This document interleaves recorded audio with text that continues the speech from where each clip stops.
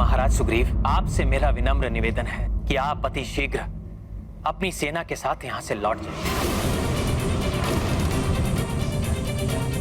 दिशाहीन युद्ध करके स्वयं को क्षति पहुंचाने से अच्छा है युद्ध से पलायन करना। महाराज सुग्रीव,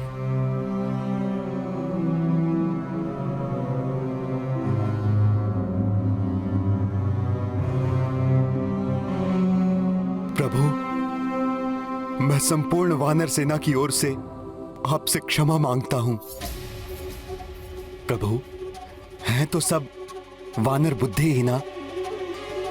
आप चाहें तो इस मूर्खता के लिए हमें कठोर से कठोर दंड दें, किंतु यहां से वापस जाने जैसा दंड ना दें।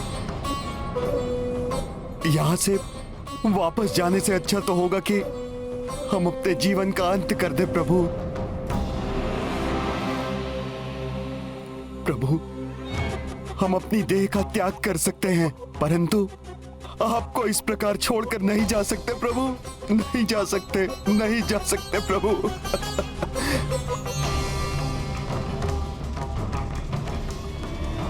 प्रभु, वानर स्वभाव चंचल होता है, इसलिए भूल हो गई इनसे।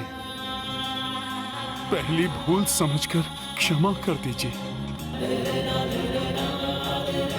मैं आपको विश्वास दिलाता हूं प्रभु, आगे से संपूर्ण वानर सेना आप ही के बनाए हुए नियम और आदेशों का पालन करेगी प्रभु।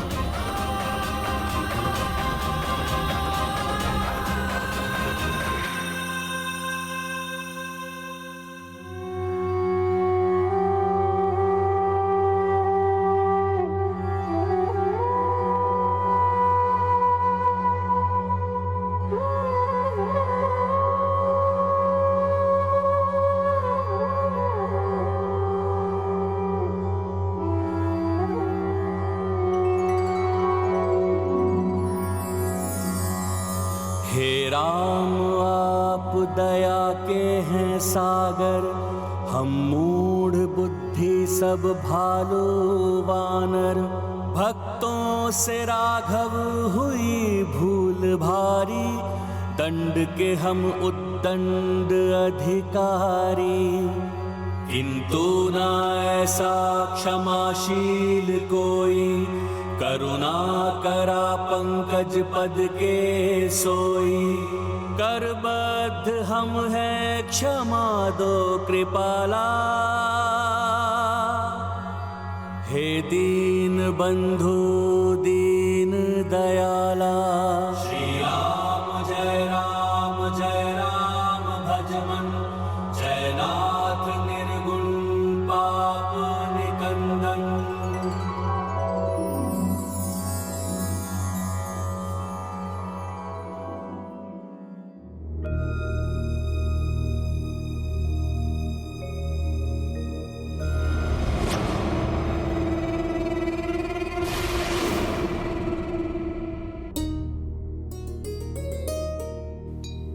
उठिए मित्र सुग्रीव।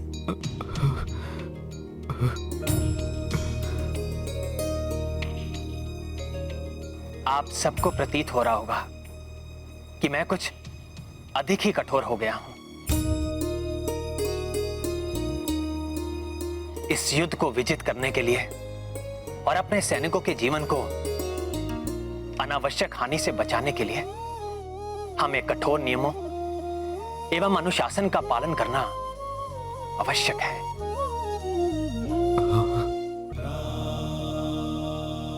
हाँ हाँ प्रभु, हम आपके द्वारा निर्धारित नियमों का कठोरता से पालन करेंगे प्रभु। हाँ, हम पालन करेंगे प्रभु। पालन करेंगे, पालन करेंगे। उचित है। तो अब हमें कल होने वाले युद्ध के लिए नियम एवं रणनीति का निर्धारण कर लेना चाहिए। श्री रामचंद्र की जय, श्री रामचंद्र की जय, जय श्री राम, जय श्री राम। विभीषण जी, आप तो रावण के बारे में सब जानते हैं, आप ही बताइए सर्वप्रथम वो क्या करेगा, कौन होगा उसका प्रथम लक्ष्य?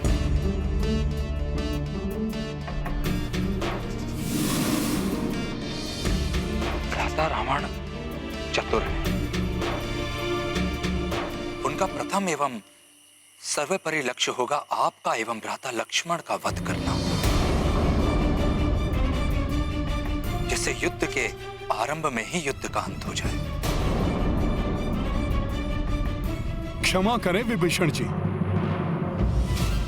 आज रावण ने जो हमारी विशाल वानर सेना का उत्साह, ओज और शक्ति देखी है, उसे ध्यान में रखते हुए वो सर्वप्रथम उस शक्ति और उत्साह को निष्क्रिय करने का प्रयास करेगा। और किसी भी सेना की शक्ति उसके राजा से होती है, अतः उसका सर्वप्रथम लक्ष्य महाराज सुग्रीव हो सकते हैं।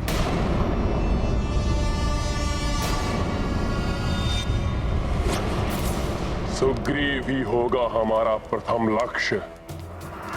उसके अंत के साथ ही उसकी विशाल सेना का भी अंत, और उसके पश्चात वो वनवासी नर अपने घुटनों पर चलता हुआ आएगा हमारी शरण में।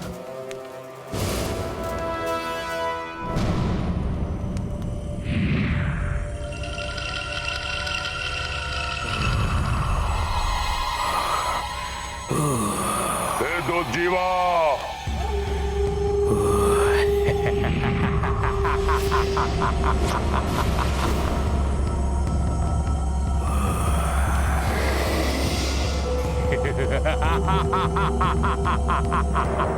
ये है संपूर्ण वानर सेना।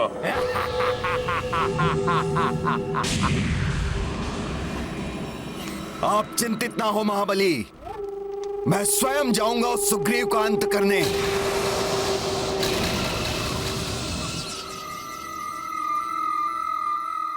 हनुमान का अनुमान सत्य है। महाराज सुग्रीव की सुरक्षा हमारे लिए सर्वोपरि है। अतः महाराज सुग्रीव सदा सेना के मध्य में ही स्थित रहेंगे और उनके निकट हमारे महाबली योद्धा विभिन्न सुरक्षा पंक्तियां बनाकर इन्हें चारों ओर से घेरे रहेंगे। नहीं प्रास्त, तुम नहीं, हमारे रक्ष योद्धाओं में अनेक तरुण योद्धा है, जिनमें से एक है महाविनाशक योद्धा अग्निकेतु, जो क्षण भर में अपने रसायन से जलाकर किसी को भी भस्म कर सकता है।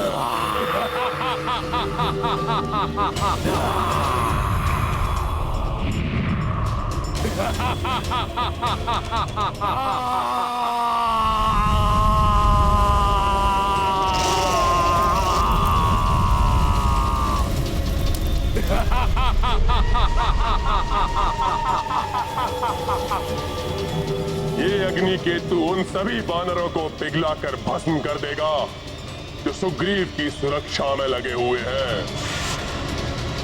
मैं स्वयं महाराज सुग्रीव की सुरक्षा में रहूंगा और मेरे साथ लक्ष्मण भी रहेंगे। हम महाराज की निकटतम पंक्ति में रहेंगे।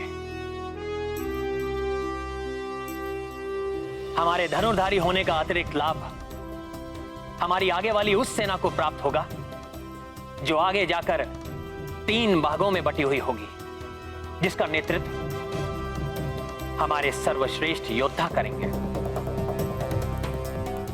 तो ठीक है, प्रभु श्री राम की सामने वाली पंक्ति का नेतृत्व मामा श्री जामवंत और युवराज अंगद करेंगे और उनके सामने आने वाले शत्रु को ढेर करने के लिए आगे होंगे महाबली नल, नील और सुषेण जी, और उनके पीछे दूसरी पंक्ति में गवई, गवाक्ष और गंधमादन। किंतु स्मरण रहे, भ्राता रावण आकाश एवं पाताल से भी आक्रमण करने की क्षमता रखते हैं।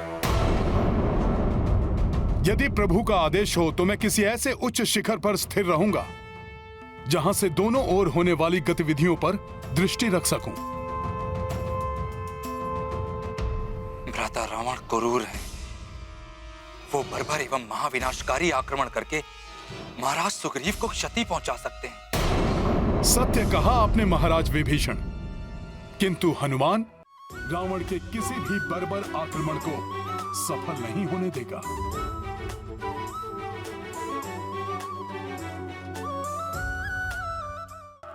और तब हमें महाविध्वंस फैलाने वाला एक ऐसा योद्धा चाहिए जो समस्त वानरों को तितर बितर कर इससे सुग्रीव के वध का मार्ग सुगम्य हो जाए। भ्राता लंकेश, इस कार्य के लिए यज्ञकूप को भेजा जा सकता है।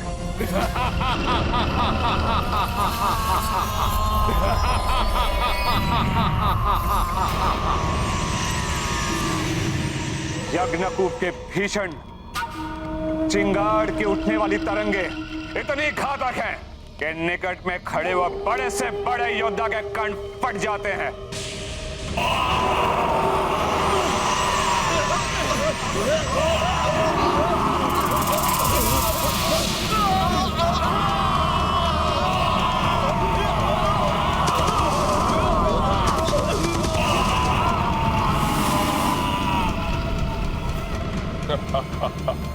उत्तम, अति उत्तम।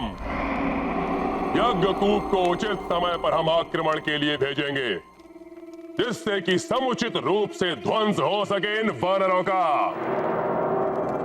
अब प्रश्न यह उठता है कि कल होने वाले युद्ध का नेतृत्व इस महाबली योद्धा को सौंपा जाए।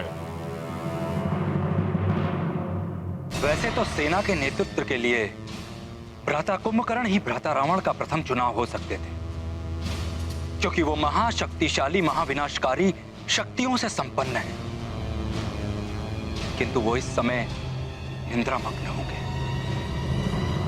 किंतु विभीषण जी, मेरे विचार से रावण किसी पर विश्वास ना करके स्वयं युद्ध करने के लिए आगे आ सकता है। नहीं, जब तक अति आवश्यक नहीं होगा रावण स्वयं को संकट में नहीं डालेगा। वो अपने ही समान किसी शक्तिशाली महाबली योद्धा का चुनाव करेगा। मेघनाद पर उसे पूर्ण भरोसा है। वो कल युद्ध के लिए उसे ही नेतृत्व के लिए भेजेगा।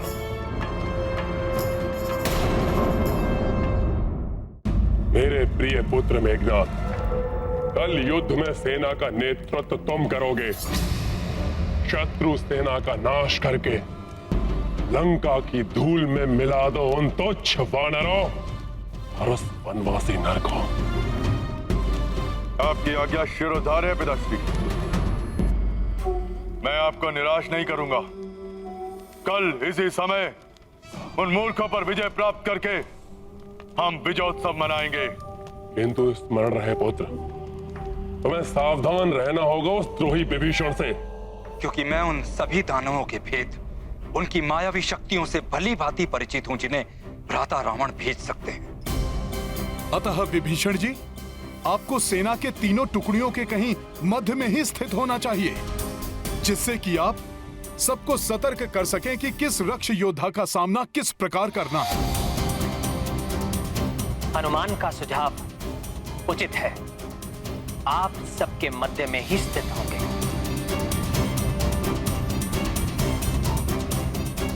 सत्य है पिताश्री। मैं अपने साथ महाबली महामायावी योद्धा आक्रांता को ले जाऊंगा। काका श्री विभीषण को भी इस विषय में कुछ ज्ञात नहीं। मुझे भी कुछ ज्ञात नहीं है आक्रांता के बारे में युवराज,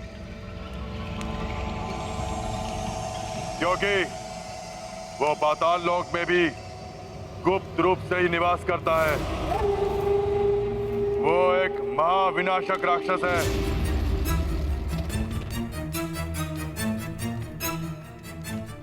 क्योंकि उसकी देह में प्रचंड ज्वाला है जो सदैव धधकती रहती है।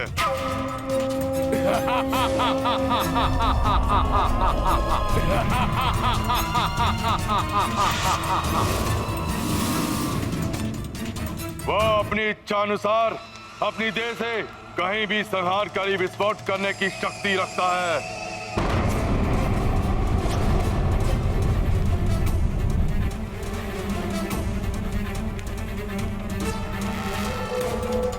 अर्थात मात्र उसको एक ही बार प्रयोग किया जा सकता है, क्योंकि विस्फोट होने से उसकी देह टुकड़ों में विभक्त हो जाएंगे। नहीं काका महापार्षद, उसमें एक विचित्र अकल्पनीय शक्ति है। इसके देह के टुकड़े होने के बाद स्वतः ही पुनः स्थापित हो जाते हैं। उसकी देह के टुकड़े स्वतः ही जुड़ जाते हैं और वह पुनः अपनी पूर्व स्थिति में आ जाता है।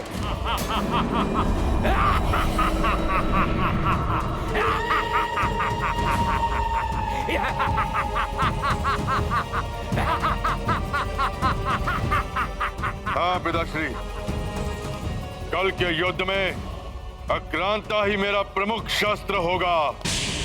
तो कल प्रातःकाल सूर्योदय के साथ ही उन वानरों के जीवन की उल्टी गणना आरंभ हो जाएगी।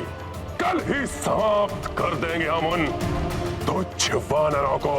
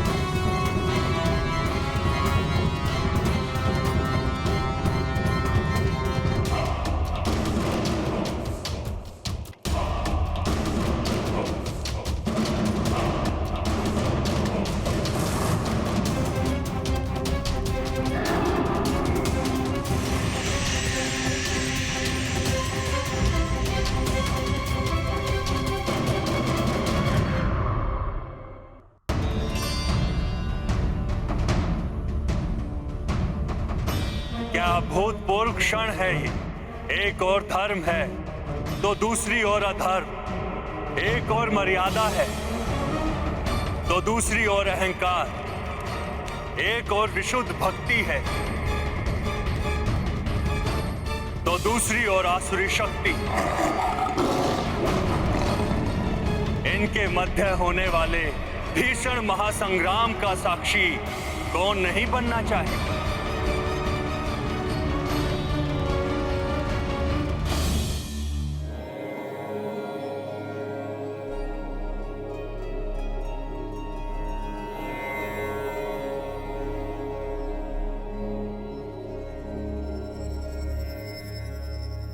क्या सोच रही हैं देवेश्वरी कि सदैव ध्यान योग में लीन रहने वाले महायोगी भी अपना ध्यान छोड़कर इस महासंग्राम को इतनी रुचि से क्यों देख रहे हैं? ये कोई साधारण संग्राम नहीं है देवेश्वरी। पाप और पुण्य के मध्य होने वाला ये धर्मयुद्ध संसार के लिए बहुत ही निर्णायक सिद्ध होने वाला है। देखिए ना, एक ओर मेरे आराध्य श्री राम है और दूसरी ओर मेरा ही महाभक्त रावण है। और इस युद्ध को निर्णायक मोड़ देने वाले भी तो मेरे ही रुद्रांश हनुमान है। ऐसे युद्ध को तो आप भी पूर्ण रुचि के साथ देखना चाहेंगी देवी। जब हम इस युद्ध को लेकर इतने व्याकुल हैं तो कल्पना कीजिए कि देवी सीता के हृदय पर इस समय क्या बीत रही होगी।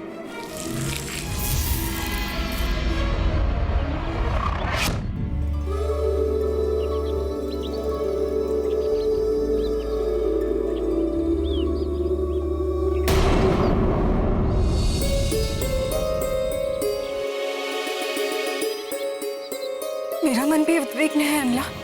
कभी मन कहता है कि प्रभु शीघ्र यहाँ आकर दुष्ट लंकेश का संहार करके मुझे यहाँ से ले जाएंगे,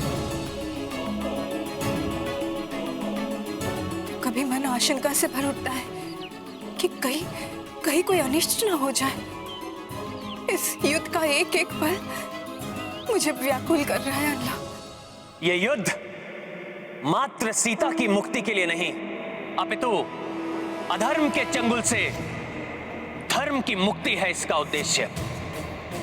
युद्ध विनाशकारी होता है, इसलिए मैंने उसे टालने का पूर्ण प्रयास किया, किंतु पाप कर्मों से कांपती हुई धरा का संतप्त हृदय पापियों के रुधिर से ही शांत होगा।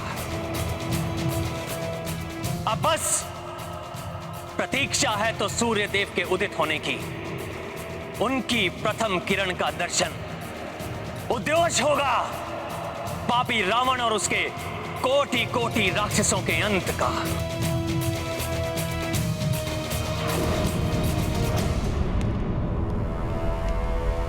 आज के सूर्य से उदित होने वाली प्रथम किरण कहीं मेरे हृदय को अंधकार से न भर दे।